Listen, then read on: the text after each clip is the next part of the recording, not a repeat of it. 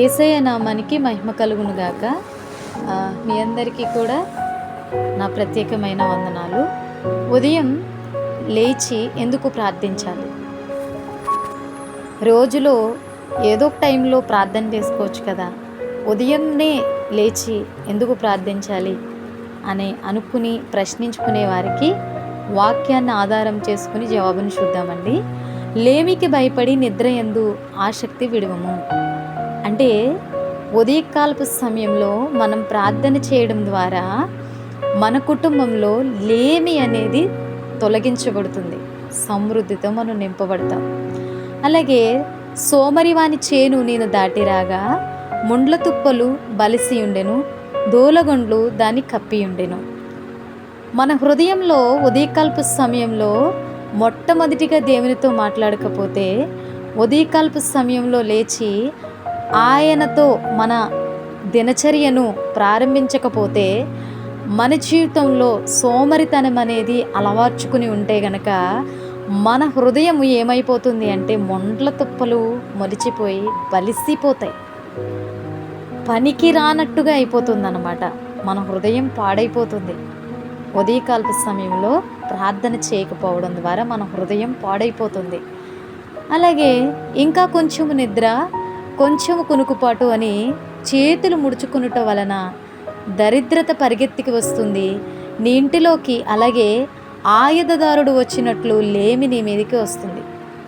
ఇంకా కొంచెం నిద్రపోదాం అని అలా పడుకుంటూనే 4 గంటల నుంచి 6 అయిపోవచ్చు, 7 అయిపోవచ్చు.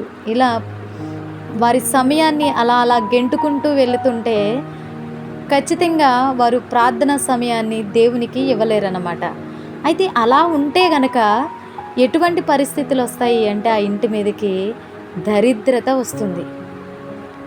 ఇంకా చూసుకున్నట్లయితే సోమరి చీమల యొద్దకు వెళ్ళి వాటి నడతను కనిపెట్టి జ్ఞానం తెచ్చుకోమని సామెతలు 6:6లో రాయబడింది. ఇంకా చూసుకున్నట్లయితే దేవుని వాక్యాన్ని, నీవు లేచి రేయి మొదటి జామున మొరపెట్టుము, నీళ్లు కుమ్మరించినట్లు ప్రభు సన్నిధిని నీ హృదయము కుమ్మరించుము, నీ పసిపిల్లల ప్రాణము కొరకు నీ చేతులను ఆయన తట్టు ఎత్తుము.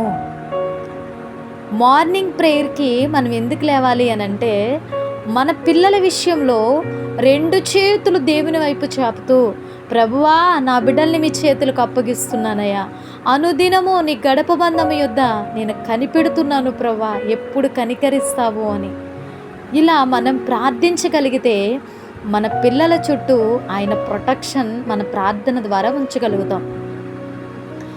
అలాగే విరామము లేకుండా ప్రార్థించవలసిన వారమై ఉన్నాం. అంటే 1 రోజు లేచి 2 రోజులు లేచి, లేకపోతే ఒక నెల రోజులు ప్రార్థించేవారిగా ఉంటూ మిగతా రోజులు ఇంకా ప్రార్థించవలసిన అవసరం లేదని మనం చాలాసార్లు బద్ధకాన్ని మనం చూపిస్తూ ఉంటాం. కానీ ఇక్కడ వాక్యం ఏం తెలియపరుస్తుంది అంటే, విరామము లేకుండా ప్రార్థించవలసిన వారమై ఉన్నాం. యోబు గారు కూడా అరుణోదయమున లేచి వారి పిల్లలు పాపం చేశారేమో అని వారి నిమిత్తమై ఒక్కొక్కరిని బట్టి దహన బలి అర్పించుచూ వచ్చాను. యోబు నిత్యము అలాగూ చేయుచుండెను. 1 రోజు చేయలేదండి, 2 రోజులు చేయలేదు, ఎప్పుడు నిత్యము చేసేవారిగా ఉన్నారు యోబు భక్తులు.